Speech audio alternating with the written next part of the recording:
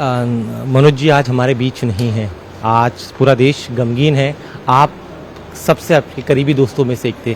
उनकी यादों को आप कैसे आज साझा करते हैं? बहुत ही हम तो बहुत ही करीब थे, बिल्कुल क्रिएटिवली इतने सालों तक इकट्ठे काम किया। हर पिक्चर में मैं उनके था और ये देखते थे कि we were very very close to each other. Best, my Bible says, bestest of best people was Manoj Kumar. Great actor, great director. He has ऐसा पिक्चर उसने दी है हिंदुस्तान के लिए जहाँ के बहुत ही पॉजिटिव मैसेज है अपने देश के लिए। अभी जितना उन्होंने भारत के लिए किया है बहुत ही कम लोगों ने ऐसा किया होगा, लेकिन उनको जो अपनी छाप छोड़ गए हैं, आने वाली जनरेशन उनको फॉलो करेगी और वैसी फिल्में बनाएंगी। जहाँ तक मेरा ख़्याल है उनका नाम तो फिल्म इंडस्ट्री के लिए एक सुनहरे लफ्ज़ों में लिखा जाएगा। He has been tremendous as a director and very easy to work with. Everything was wonderful about him. He would make the whole atmosphere very very good, very easy. Okay, thank you.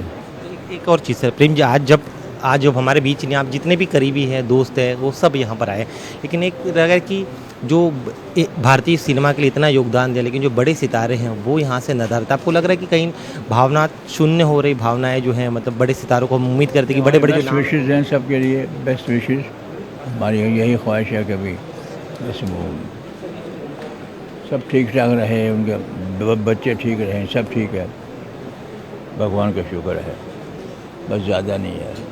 Sir आज मनोज कुमार जी हमारे बीच नहीं रहे हैं, आपकी उनसे जुड़ी हुई यादें जो आप उनके फैंस के लिए साझा करना चाहते हैं? देखिए, मेरी जो यादें हैं उनके साथ बड़ी पर्सनल यादें जुड़ी हुई हैं। मुझे उनके साथ काम करने का मौका नहीं मिला, बहुत बिज़ी था मैं, तो इसलिए मुझे थोड़ा सा अफसोस भी है, लेकिन हम अपनी कसर पूरी पर्सनल लाइफ में कर लेते थे बातों करके। कौन सी उनकी जो उनके किरदार में जो आयाम हैं, जो गुण हैं जो आपको खास sorry to interrupt that because I don't see movies. मैं अपनी भी नहीं देखता हूँ, बाहर वाली भी नहीं देखता। मैं ज़िंदगी में 10-15 पिक्चरें देखी हैं, तो इसके ऊपर मैं कोई टिप्पणी आपको नहीं दे सकता। All the best.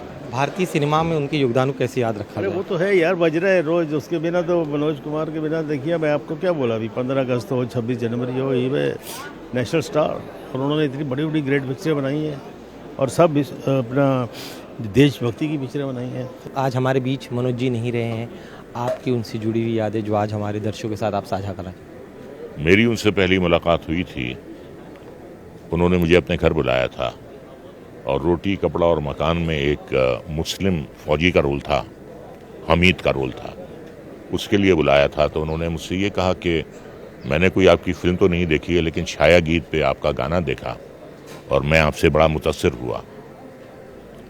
तो फिर मैंने उनके साथ काम किया और काम करने का जो उनका तरीक़ा था वो कमाल का था। वो कैमरे को इतना समझते थे,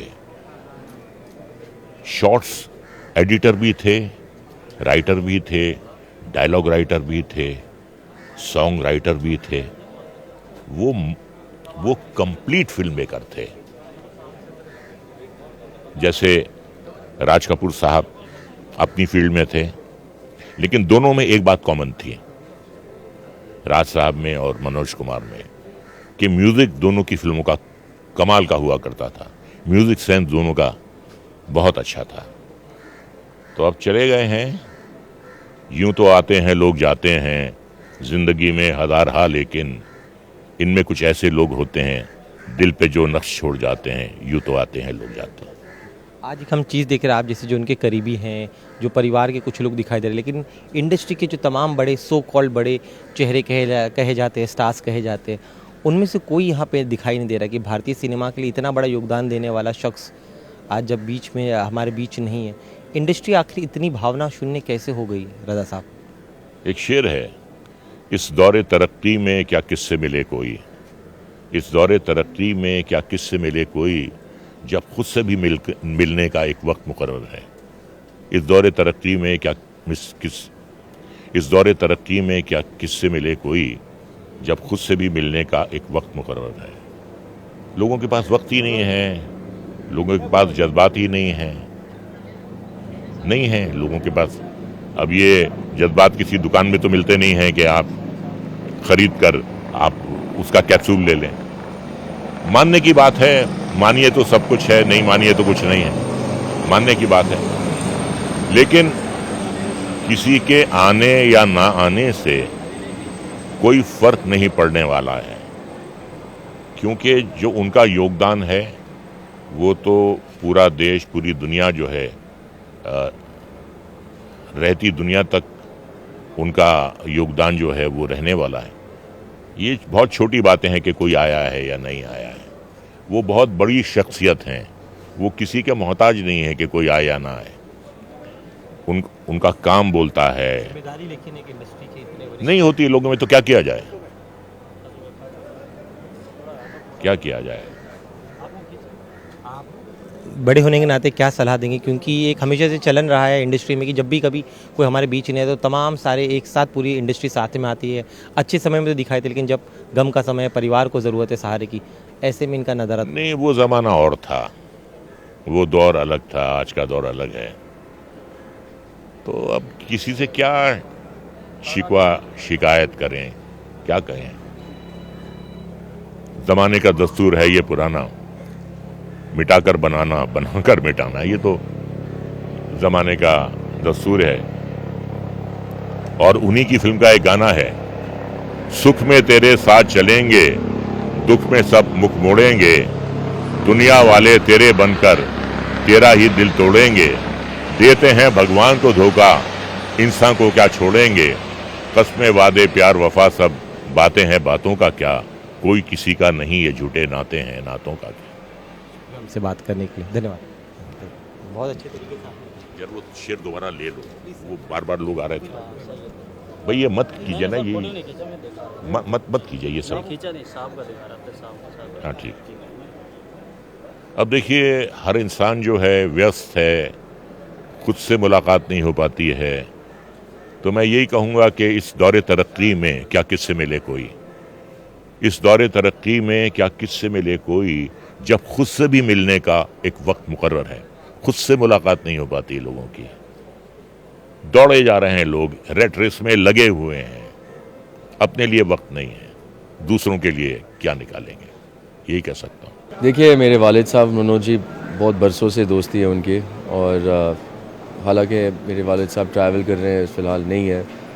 और मतलब गज़ब की बात तो ये है कि मेरा बेटा और मनोज जी के पोता सबसे बेस्ट फ्रेंड्स हैं, और कुणाल और मैं तो एक ही इलाके में रहते थे, तो साथ साथ बड़े हो गए हैं। तो क्या बताऊँ, एक बहुत ही फैमिली हिस्ट्री है हमारे साथ। और जैसे मनोज जी एक बहुत इतनी बड़ी हस्ती है, इतनी बड़ी स्टार है, इतने बड़ा एक जुनून है उनका कि देखो, हर कहीं से लोग आए हैं आशीर्वाद लेने, दिल छू गया कहीं पे। और मनोज जी ऐसे नेक आदमी हैं जो कभी हमारे यहाँ से जा नहीं सकते, हमारे मन और दिल में रहेंगे ही रहेंगे। और बस मैं ये कहना चाहूँगा कि फैमिली को बहुत बहुत ताकत और सख्ती से काम लेना है, और ये लहरा को, ये झंडा को, ये जो फ्लैग है उनका ऐसे ही लहराते जाइए, और लोगों से प्यार। इतने बड़े वो स्टार थे, लेकिन उनकी सादगी काफ़ी दिलों को छू लेती थी। आप बताइए, आप इतने बड़े स्टार को देख, लेकिन कभी भी ऐसा लगता नहीं था कि किसी एक बड़े स्टार से बात की, इतनी सादगी वो रखते थे। आपने अपना सवाल का जवाब ही दे दिया। सबसे बड़े स्टार जो होते हैं वो सिंपल ही होते हैं। बस सिंपलिसिटी एक आर्ट है, एक कला है, और वो कला को समझने में लोगों को बहुत टाइम लगता है।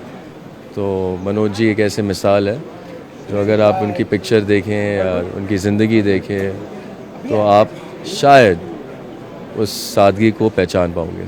ये इनसे मेरी यादें, इनसे मेरा जीवन, मैंने इनसे एक्टिंग सीखी है। क्योंकि जो बोलते हैं कि नौरस होते हैं, नौरस में नवरत्न होते हैं, तो हमारे जो दादा साहब फाल्के साहब हैं, जो हमारे जिन्होंने बीज डाला और उसको दरख्त बनाने में जो बोलते हैं नवरत्न होते हैं, उसमें हमारे एक ये भारत रत्न तो पहले से ही भारत कुमार, मनोज कुमार, इनका बोया हुआ हम लोग, हमारा बचपन हमें खूब याद है जब चारों तरफ पानी भरा रहता था, कोई शादी बारात होती थी या किसी के यहाँ भी कोई भी शुभ कार्य होता था, उसमें 4-5 फिल्में बुलाई जाती थी।